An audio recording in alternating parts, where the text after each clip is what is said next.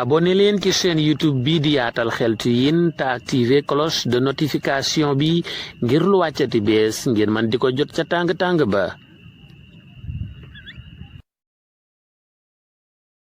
assalaamu aleykum wa rahmatullahi taala wa barakaatuh. mbokk yi bàyyi xel chaîne YouTube bi di Yaatal Xeltu Yin ñu ngi leen di nuyu di leen ziyaar di leen balu xaq di leen baal di ñaan yàlla subhaanahu wa taala mu boole ñu baal di am mbégte di fas yéene ànd ak yéen ci benn secret ñaan bu nga xam ne yaakaar nañ ne dinañu war a soxal ñun ñépp. mbokk yi ana soppay Seydina Muhammad yi sallallahu alayhi wa sallam. xam naa kenn ku nekk ngi naan maa ngi nii ndax moom sang bu tedd bi sallallahu alayhi wa sallam ñépp a ko sopp. mbokk yi defe naa ne day nit dina bég lool bu gisee ki mu sopp, dina bég lool kontaan lool bu jàkkaarloo ki mu bëgg, comme ni ko Sëriñ Tuuba Cheikh Ahmad Bamba Xaadimu Rasul waxe woon ca raaya ba ne innal muhibba liman yahwaahu zawaaru. nit dina faral di nemmeeku di rendre visite ki mu sopp ndax lan day bëgg a bànneexu ci gis ko. mbokk yi ku bëgg a gis Seydina Muhammad sallallahu alayhi wa sallam ban secret ngay jëfandikoo? am na secret bu ci aay moom lañ bëgg a séddoog yéen tey incha allahu rabbi. mbokk yi may fàttali ne Seydina Muhammad sallallahu alayhi wa sallam nee woon na képp ku ma gis ci nelaw ñu koy tudde gént, wallahi du gént, mel nga ne ku ma gis ci dëggantaan. ñu ne ko lu tax mu ne ndax seytaane munta soppaliku ba indi sama jëmm sallallahu alayhi wa sallam.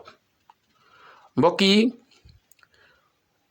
ku bëgg a gis Seydina Muhammad sallallahu alayhi wa sallam bëgg koo jaarale ci secret bii may indi, da ngay fexe ba bu guddi jotee bala ngaa tëri bala ngaa tëdd ci lal nga dem jàpp ba sell. bu dee toj mu ndaw nga yore, bu dee toj mu mag nga yore, nga dem sangu ji farata. moom na nga fexe ba sell laab avant ngay tëdd.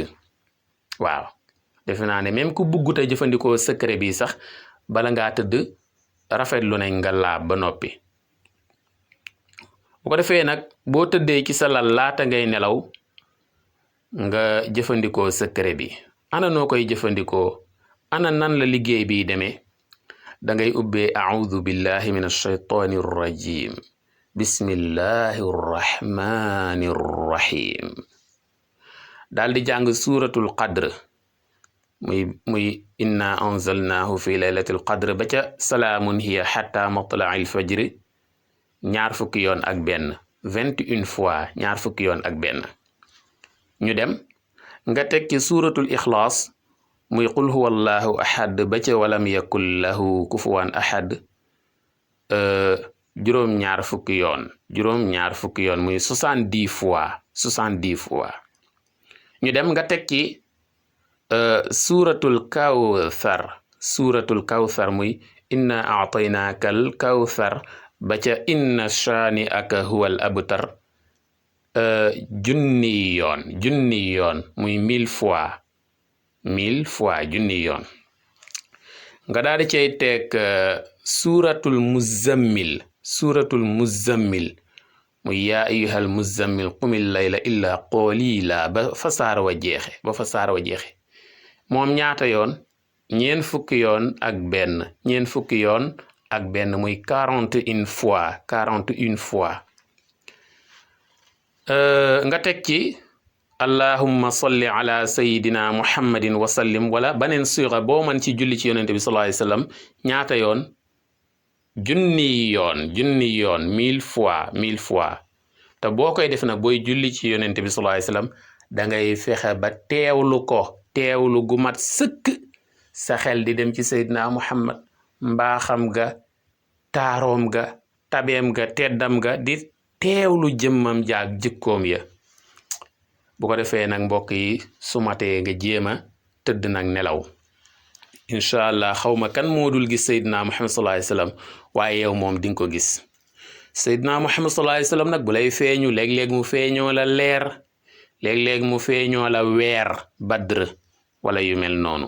waaw mbokk yi wax nañ ne bokk na ci lii maye gis Seydina Muhammad sallallahu alayhi wa sallam itam di faral di liir téere siira yi lii wax ci wàllu jaar-jaari yonent bi sallallahu alayhi wa sallam mooy téere siira yi waaw lu am solo la moo tax ku ñuy wax Cheikh Ali Jumaa nitu yàlla la woon nee nañ mas naa jàng 40 mujallad muy ñeent fukki mujallad téere yu mag ay